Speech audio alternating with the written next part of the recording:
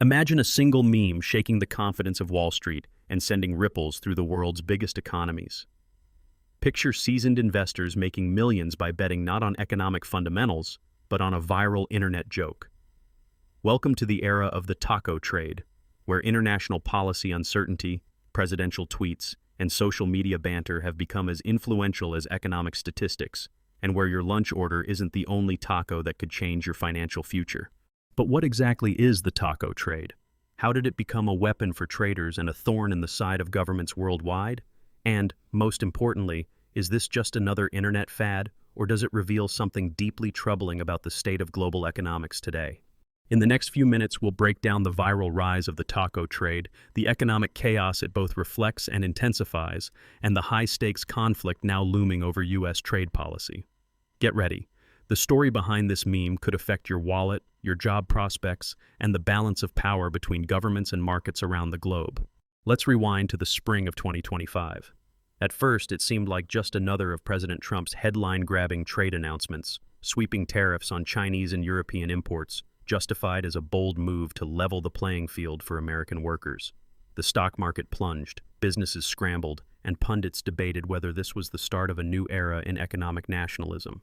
But something unusual happened next. Instead of sticking to his guns, the president began a pattern that even his supporters found bewildering. Just as the tariffs started to bite, he'd suddenly announce delays, reduce penalties, or offer temporary reprieves, often after loud complaints from industry groups or foreign governments. If it looked tough one week, it dissolved the next. That's when Financial Times columnist Robert Armstrong coined the phrase that would light up Wall Street: taco trade, short for Trump always chickens out. The joke spread like wildfire, first among traders texting between trading desks, then on Twitter, Reddit, even late-night TV. But beneath the mockery, a new trading strategy emerged. Investors started buying the dip every time Trump announced new tariffs, then selling as the administration inevitably walked them back. Suddenly, trading on presidential indecision was more profitable than any long-term investment thesis. And it worked. Over and over again. The market would crash on tough rhetoric, then rebound spectacularly when deadlines shifted or tariffs shrank. The taco trade became not just a meme, but a movement. According to Bloomberg, trading in related financial instruments spiked by 15% over the previous year, as everyone from hedge funds to retail investors tried to cash in on the next White House flip-flop. The mockery eventually made its way to the Oval Office. In a now famous exchange, a reporter pressed President Trump about the viral slogan. His reaction was anything but amused. "Oh, I chicken out, isn't that nice? I've never heard that," he bristled, visibly agitated in front of cameras. He insisted he'd only eased tariffs to help struggling foreign economies, China in particular, and blasted the question as nasty. But the numbers told a starker story. By May 2025, the U.S. trade deficit with China had actually risen to $369 billion, a 5% increase from the previous year, defying the tariffs' intended purpose. Meanwhile, the World Bank projected a global trade volume decline of 0.7% for 2025, directly linking the drop to escalating U.S.-driven tariff disputes. It was as though the world's biggest economies were holding their breath, waiting to see what the next meme or presidential press conference might bring. At street level, the impact was devastating. Iconic American manufacturers like Ford and GM announced plans to move more factories overseas, citing rising costs from unpredictable tariffs. Rural farmers, caught in the crossfire of retaliatory Chinese tariffs targeting U.S. agriculture, watched as entire years' crops became unsellable. Meanwhile, American consumers, according to the Peterson Institute, paid an extra $80 billion in higher prices since 2024, a hidden tax that hit the middle class hardest. How did we get here? To understand the full impact of the taco trade, you have to step back and look at the evolution of U.S. trade policy over the last century. For decades, the U.S. championed open, rule-based international commerce, spearheading organizations like the World Trade Organization and negotiating landmark deals like NAFTA and the TPP. The premise was simple: freer trade would mean more jobs, cheaper goods, and a more peaceful world. But the politics of globalization grew more complicated as the 21st century wore on. Outsourced factories and stagnant wages fueled resentment in industrial heartlands, and populist leaders found an eager audience for promises to bring jobs back and put America first. When Trump arrived on the scene, first in 2016 and again in the 2020s, he brought a new playbook: confront trading partners, rewrite the rules, and used tariffs as a primary weapon. Yet the reality of global supply chains made this approach far riskier than advertised. Modern products, from smartphones to cars, cross dozens of borders in their journey from concept to consumer. Sudden tariffs, especially without international coordination, introduced chaos. As Gary Huffbauer from the Peterson Institute points out, the benefits of tariffs are consistently overstated, while the costs, which include higher prices and reduced competitiveness, are systematically underestimated, harming the overall economy. Instead of realigning global commerce, the U.S. found itself in a series of trade skirmishes with allies and rivals alike. The European Union, incensed by what it considered illegal U.S. tariffs, lodged formal complaints at the WTO and estimated $20 billion in annual damages. China counterpunched with $120 billion in retaliatory tariffs, targeting American farmers and rural communities with devastating precision. The economic math began to look bleak. The International Monetary Fund warned of a 1% cut to global output by 2026 if protectionism continued. Goldman Sachs estimated that the escalating U.S. trade conflict had already shaved 0.4% from global GDP growth in 2025. Meanwhile, critical sectors at home suffered collateral damage. U.S. steel prices rose 9%, but employment in steel and aluminum shrank by 75,000 jobs despite the White House's promises. But perhaps the most dangerous legacy of the taco trade era is intangible, a sense of unpredictability and distrust that has infected international markets.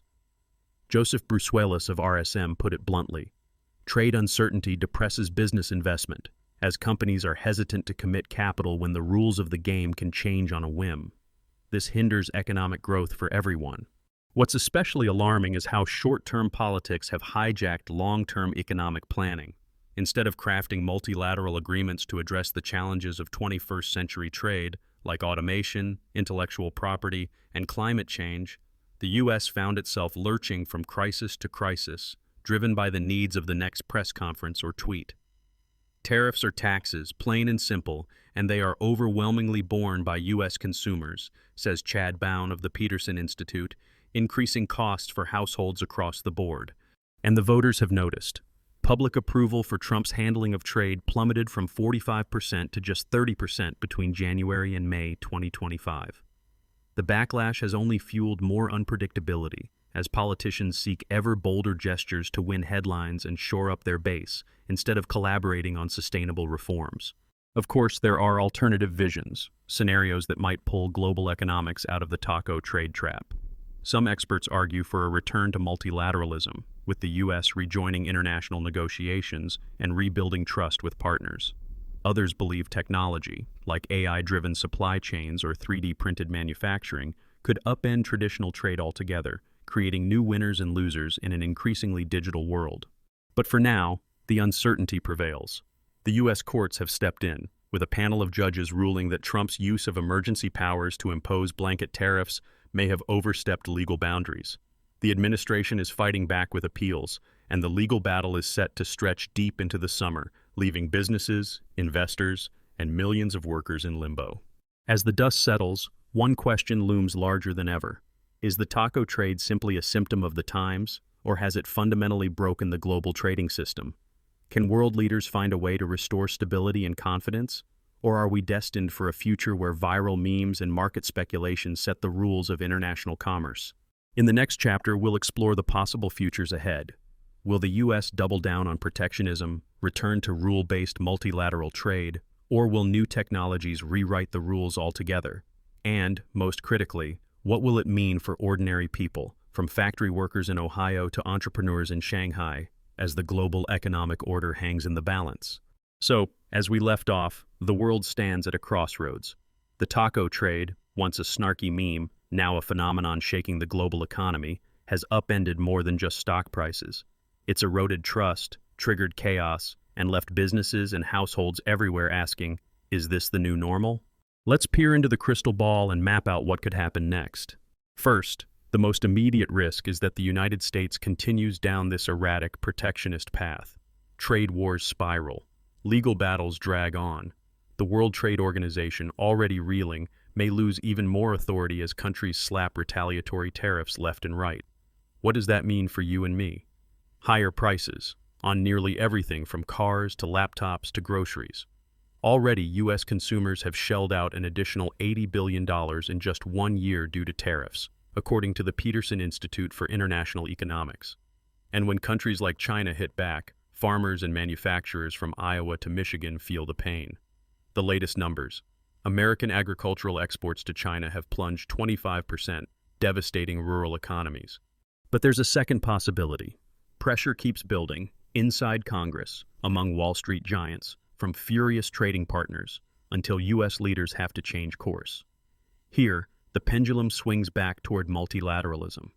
Imagine a new round of careful negotiations, where the U.S. and its allies hammer out fresh trade agreements, maybe even breathing new life into global institutions like the WTO. Stability returns, slowly. Markets calm, investment picks up.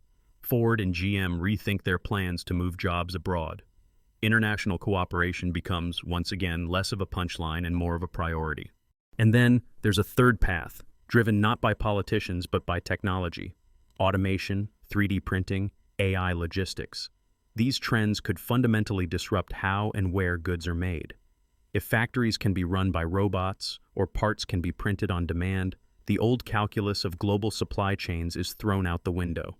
Some experts believe this could kickstart a new era of reshoring, with manufacturing jobs returning home, but not necessarily to human workers. The risk? Massive job churn in industries unprepared for the change, but also new growth in tech, logistics, and design.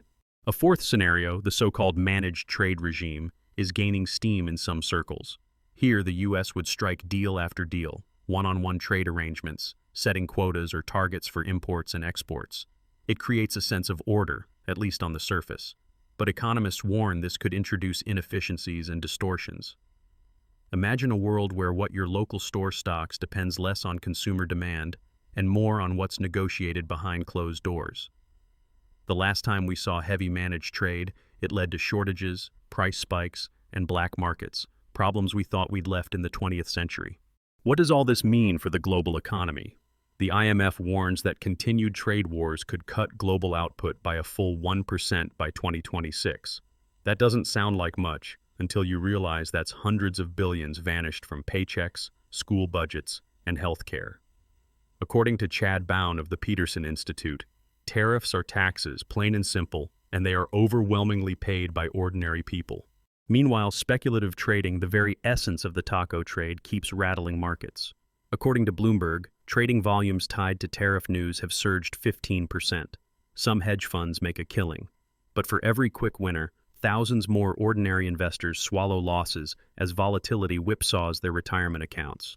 Robert Armstrong of the Financial Times put it bluntly: the taco trade reflects a fundamental lack of commitment to consistent trade policies, undermining investor confidence. But amidst the gloom, there are lessons and opportunities. If you're a consumer, understanding the mechanics behind trade wars can help you make smarter choices. Watch for price hikes on imported goods. When possible, consider alternatives or domestic options.